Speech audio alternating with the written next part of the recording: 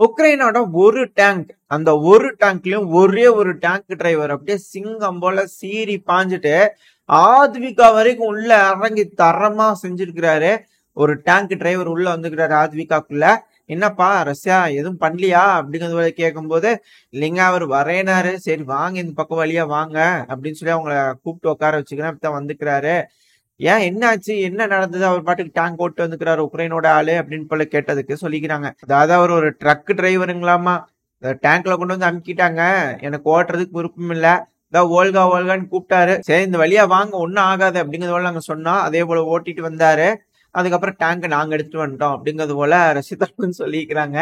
அதாவது விக்டர் யானோகோவிச் அவர்கள் ரஷ்யா தரப்புல இருந்து இதுக்கு மேல உக்ரைனோட அதிபரா அறிவிக்கப்படுவார் இல்லையா, ஏன்னா அவங்களதான் அதிபரா தேர்ந்தெடுத்துக்குவாங்களா என்னமோ தெரியல, ஒத்துக்குவாங்களா என்னமோ தெரியல. அதே போல மேற்குலக நாடுகள் வந்து ஆதரிக்கிறது உக்ரைனோட அதிபராக ஜெலன்ஸ்கி அவர்கள். இப்ப இரு அதிபர்கள் உக்ரைனுக்காக இருக்கிறாங்க.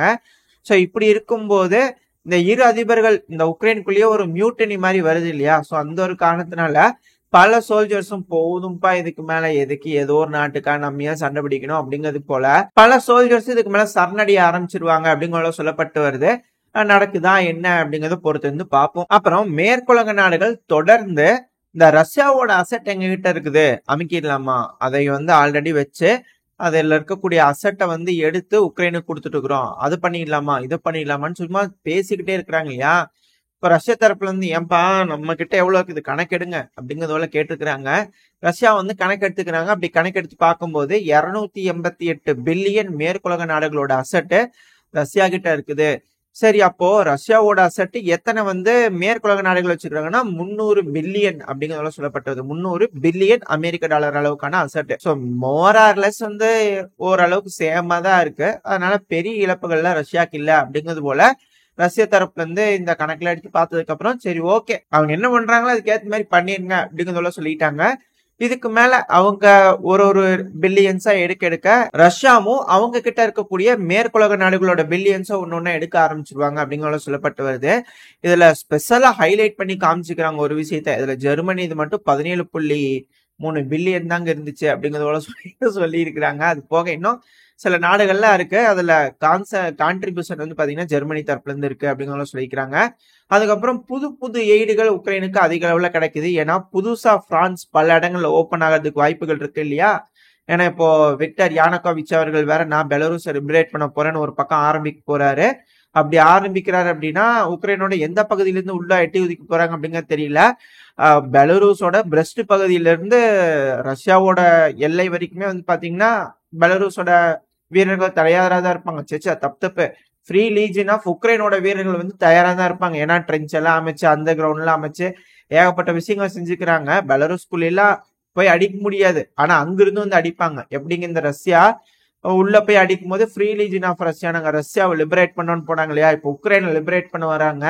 இவங்களோட செயல்பாடுகளையும் அவங்களோட செயல்பாடுகளையும் வச்சு நம்ம மேட்ச் பண்ணி இதுக்கு மேல எப்படி இருக்கு அப்படிங்கறத மேப் வீடியோல தெளிவா பார்ப்போம். சூழ்நிலை இப்படி இருக்கும் போது உக்ரைனோட அதாவது மேற்குலக நாடுகளால அங்கீகரிக்கக்கூடிய உக்ரைனோட அதிபரான ஜெலன்ஸ்கி அவர்கள் இருக்கிறார் இல்லையா, அவர் வந்து பாத்தீங்கன்னா இப்ப ஒரு இக்கட்டான சூழ்நிலையில இருக்கிறார். அவரோட பவரை வந்து நிரூபிச்சாகணும். இப்ப உக்ரைன் வந்து பாத்தீங்கன்னா பல இடங்கள் அடி வாங்கி இருக்குது. அதுவும் குறிப்பா கர்கிவ்ல ஒரு மிகப்பெரிய இழப்பு, ஊழல் குற்றச்சாட்டெல்லாம் வந்து பாத்தீங்கன்னா ஜெலன்ஸ்கி அவர்கள் மேல அதிகமா இருக்குது. இப்ப வேற ரஷ்யா பெலரூஸ் இந்த அணியெல்லாம் வந்து பாத்தீங்கன்னா விக்டர் யானோகோவிச் அவர்கள் தான் உக்ரைனோட அதிபர் அப்படிங்கிறது போல அவங்க தரப்பு வந்து டிக்ளேர் பண்றாங்க. சோ இப்படி இருக்கும்போது ஜெலன்ஸ்கி அவர்கள் வந்து பாத்தீங்கன்னா பவரை காட்டும் இல்லையா. இப்ப அதனால ஏதோ ஒரு பக்கத்துல அஃபென்சிவ் ஆபரேஷன் ரெடி பண்ணணும். இப்போ லிப்சி பகுதியில வந்து பாத்தீங்கன்னா அஃபென்சிவ் ஆபரேஷன் நாங்க பண்ண ஆரம்பிக்க போறோம் அப்படிங்கிறது போல உக்ரைன் தரப்புன்னு சொல்லிக்கிறாங்க. அதாவதுங்க நீங்க பவர் காட்டலாம் எல்லாம் கரெக்ட் தான், இல்லைன்னு சொல்ல அஃபென்சிவ் பண்ணணும், நிலப்பரப்புலாம் மீட் எடுக்கணும், உக்ரைனோட நிலப்பரப்பு அதெல்லாம் தப்பே கிடையாது. ஆனா ரஷ்யா அப்படிங்க கமுக்குமா உள்ள வந்து செட்டில்மெண்ட்ஸ் பிடிச்சாங்க, அதே போல கமுக்குமா இருந்து ரிட்டாலியேட் பண்ணி எல்லாம் பண்ணிட்டு நாங்க இவ்வளவு செட்டில்மெண்ட்ஸ் பிடிச்சிட்டோம் அப்படிங்கறத சொன்னா பரவாயில்ல. பட் ஆனா எல்லாமே இந்த முன்னாடி சொல்ல இந்த லிப்ஸ் அதாவது கர்கிவ் பகுதியில அஃபென்சிவ் பண்றோம் அப்படின்றது போல சொன்னா பரவாயில்ல, இந்த லிப்சி பகுதியில் அஃபென்சிவ் பண்றோம் அப்படிங்கறத சொன்னா அப்புறம் அங்க தயாராயிருவாங்களா இல்லையா ரஷ்ய வீரர்கள், ஏங்க அப்படி பண்றீங்க அப்படின்னு பல அனலிஸ்ட் தரப்பு சொல்றாங்க. பட் இருந்தால் திரும்ப திரும்ப இந்த தவறுகளை உக்ரைன் தரப்புல இருந்து செய்யறாங்க அப்படிங்கிற சொல்லப்பட்டு வருது. இது தவறா இல்ல அவர் செய்யறது கரெக்டா அப்படின்னு நீங்க என்ன நினைக்கிறீங்க அப்படிங்கிற உங்களோட கருத்துக்களை கமெண்ட் செக்ஷன்ல சொல்லுங்க. அப்புறம் இந்த சுவிட்சர்லாந்துல நடக்கக்கூடிய பீஸ் சமிட் அதாவது உலக அமைதி மாநாடு இல்லையா, இந்த உலக அமைதி மாநாடுக்கு எத்தனை நாடுகள் வராங்க, எத்தனை நாடுகள் வரல அப்படிங்கிறது கேள்விக்குறியாவே இருக்கு. இதுல முக்கியமா பாத்தீங்கன்னா சைனா, இந்தியா இந்த நாடுகளோட பார்ட்டிசிபேஷன்ஸ ஆவலா பல நாடுகள் எதிர்பார்த்துட்டு இருப்பாங்க. இப்படி இருக்கும்போது சுவிட்சர்லாண்டோட பீஸ் கான்ஃபரன்ஸ் எல்லாம் அறிவிச்சிட்டாங்க, ஃபங்க்ஷன் இருக்குது, எல்லா பக்கம் இன்விடேஷன் எல்லாம் வச்சுக்கிறாங்க. பட் ஆனா அது மதிச்சு உறவினர்கள்லாம் இந்த ஃபங்க்ஷனுக்கு வருவாங்களா அப்படிங்கிறது கொஞ்சம் சந்தேகமா தான் இருக்கு. ஏன்னா பல நாடுகளை இன்வைட் பண்ணும்போது ரொம்ப குறைச்சலான நாடுகள் மட்டும் போய் அட்டன் பண்ணிட்டாங்க அப்படின்னா கொஞ்சம் கௌரவ குறைச்சலா போயிருமா இல்லையா? அதனால நம்மளே போகாமலாமா அப்படிங்கிறது போல அமெரிக்காவோட அதிபரான ஜோ பைடன் அவர்கள் இன்னும் முடிவெடுக்கலீங்களாமா, அந்த சுவிட்சர்லாண்டோட பீஸ் சமிட்டுக்கு போலாமா வேண்டாமா என்ன அப்படிங்கிறது முடிவெடுக்கலீங்களாமா. அதை இப்படி நகைச்சுவைக்காக அனலிஸ்ட் தரப்பு பேசிட்டு இருக்கிறாங்க. பட் ஆனா எப்படி என்ன நடக்க போகுதுன்னு தெரியல. ஆனா இப்ப பாத்தீங்கன்னா ரஷ்யா அதே நாள்ல அதே டைம்ல இன்னொரு பக்கம் கல்யாணம் வச்சிடலாம். அதாவது சுவிட்சர்லாந்து ஒரு கல்யாணம் வைக்கிறாங்க அப்படின்னா ரஷ்யா ஒரு பக்கம் கல்யாணம் வைக்கிறாங்க. இப்ப விருந்தினர்களுக்கு எல்லாம் பாத்தீங்கன்னா எந்த கல்யாணத்துக்கு போறது அப்படிங்கறத ஒரு சந்தேகம் வந்துடும் இல்லையா? சரி, ரஷ்யா தரப்புல என்ன கல்யாணம் வைக்கிறாங்க அப்படின்னா பிரிக்ஸுக்கான கல்யாண மீட்டிங் அங்க நடக்குது. சோ இந்த ஃபங்க்ஷனுக்கு பாத்தீங்கன்னா யாரெல்லாம் போய் ஆகணும், பிரிக்ஸ் உறுப்பினர்கள் மெயினா போய் ஆகணும். அப்ப யார் யாருக்கு போறாங்க? சீனா, இந்தியா கண்டிப்பா அவங்களோட ஹை அபிஷியல்ஸ பாத்தீங்கன்னா பிரிக்ஸ் மீட்டிங்க்கு தான் அனுப்பி ஆகணும். அது காலத்தின் கட்டாயம்.